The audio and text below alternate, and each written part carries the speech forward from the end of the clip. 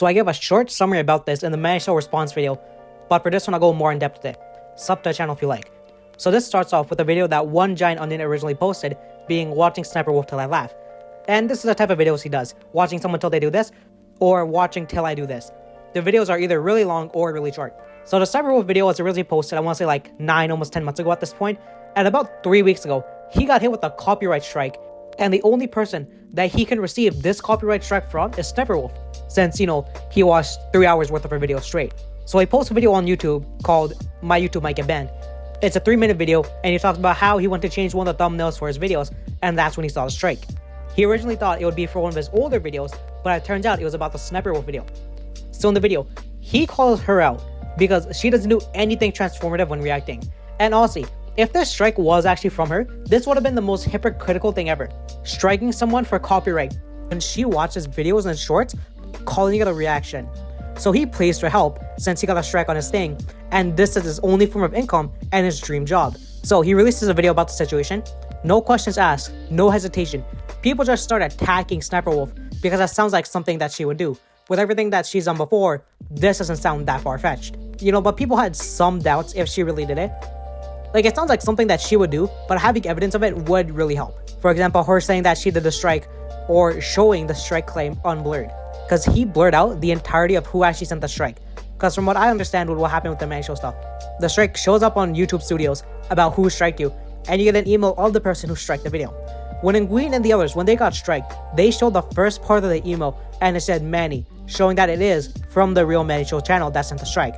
But in reality, he didn't send the strike, but someone else who used his channel to send the strike to other people. So when Onion was asked about this, about why he didn't just show the email, he said that he didn't know how much he can show. Which is honestly fine because he doesn't want to risk anything because he just got the strike right now. But when you dox someone over a video, people tend to have a bad opinion on you, and they don't care if the info is fake or not, just as gives them another valid reason to hate you. And when you hear that someone's doing something bad to another person, you tend to believe it. Which, if you don't know about the doxing, Jack's Film, he made a video about her, and her response was to go to Jack's Film's house, record his house, and post it online. So people were outraged because, doxing is a crime. And people tried to argue with YouTube, saying that she shouldn't even be on the platform because of this. And the thing that YouTube did was, they just suspended her monetization on her main channel for a week. So she just posted on her secondary. One Giant Onion's video about the situation was posted on June 28th, and she made a response on July 7th. So between these 2 dates, all people did was make videos calling her out, since she didn't make a response to it until 9 days later, being a tweet saying that she didn't do it. Which, I mean, if you were gonna do a tweet about it, wouldn't you do it like the next day and not wait almost like 2 weeks for it? So after some time, she comes out and says that she didn't do it. I want to clarify that I did not strike anyone's video. I don't have any pending takedown notices. I believe someone else must have done it on my behalf, adding Moist Critical. You can kind of expect what the commenters are saying, show the proof, why you lying, stuff like that. And then Moist Critical responded saying this: if this is true, you should contact the striked channel to get info about the person who did the strike, so you can take legal action against them. There's a huge problem with this on the platform right now, so it'd be a great help to put a stop to it. Basically saying that if someone is impersonating you to send strikes to other people, take legal action against them. And I mean, you should, because if you don't know what happened back in 2020, I think, someone pretended to be Bungie on YouTube. They sent copyright strikes and I think takedowns to a lot of Destiny 2 creators. They got mad at Bungie, like the creators, since they thought Bungie was striking their videos for no reason. And I don't know why, but the guy then started striking Bungie's videos, saying that he owned it. Like, whenever Bungie posted anything on YouTube, that would get taken down by YouTube because the guy was claiming he was Bungie. And things did not turn well out for him, because he got slapped with a $7.6 million lawsuit. So people are saying, okay, do the same thing what Bungie did to this guy who's pretending to be you. So then she said, the channel made no attempts to contact me, neither than you. I have no pending takedown notices on my channel, so how can I confirm if it's fake, if it's not fake drama? It's irresponsible to make a video with false information without reaching out for the facts. One Giant Onion made this video. She didn't say anything for almost 2 weeks. And she just expected like everything would blow over.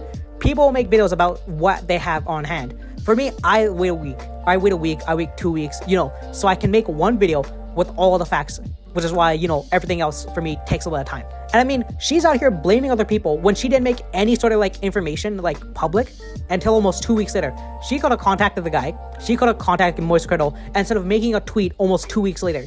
Even though like she didn't do it, she could have done the exact same thing. Reached out to the channel, say, nah, that's not me. Reached out to Moist Critical, say, nah, that's not me. But instead, she waited almost 2 weeks. And with everything that includes drama, Like the first like 3-4 days are like probably the most important after like a video gets released. Because like the person makes a video, there's like, oh, calling out Sniperwolf and all that, right? And then you could have made your statement. Because you only made like 2-3 tweets. And that's it. You could have made those 2-3 tweets the next day, the day after, within the first 3 days of the first video ever being posted. And everything would have been cleared.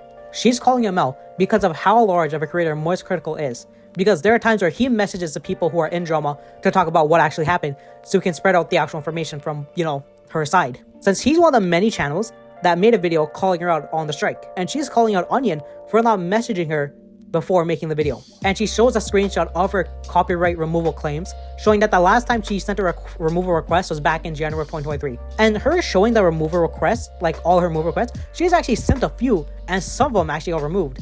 I wonder what those videos were about. So while all this is happening, his video gets reinstated. Because, when you got the strike, the video got taken down because, it's a copyright strike.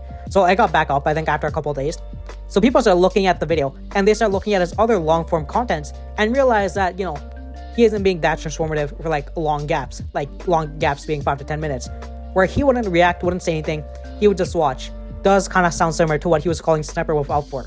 Because, if you're going to make, like, a 3-hour, 4-hour long video, like, you got to, like, make the thing transformative. You can't just, like, pull, like, a Twitch streamer and just watch the entire video without saying anything. Like, the guy talks, but, like, you can't have, like, large gaps of, like, 10 minutes or, like, 5 to 10 minutes of just saying nothing. Like, if you were saying something for, like, 2 minutes or 3, like, if you were saying something every, like, 2 to 3 minutes, I feel like, arguably, because of how long the video is, you would probably get a pass.